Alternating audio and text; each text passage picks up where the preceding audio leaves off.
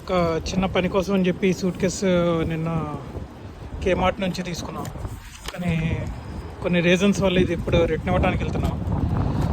So దీని ట్రాలీలో తీసుకొని వెళ్తున్నాం. ఇక్కడ ఒకటి ఇంట్రెస్టింగ్ ఒకటి గమనించాం. ఈ ట్రాలీకి ఆటోమేటిక్ లాక్ సిస్టమ్ ఉంది.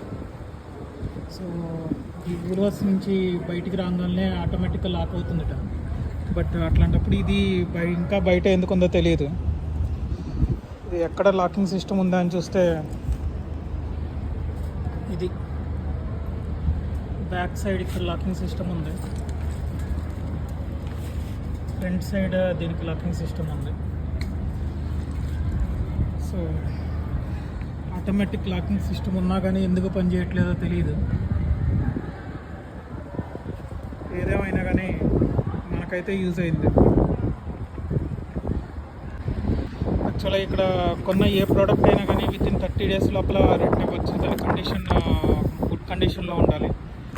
ప్రైస్ ట్యాగ్లు ఏమీ డ్యామేజ్ అవ్వకూడదు.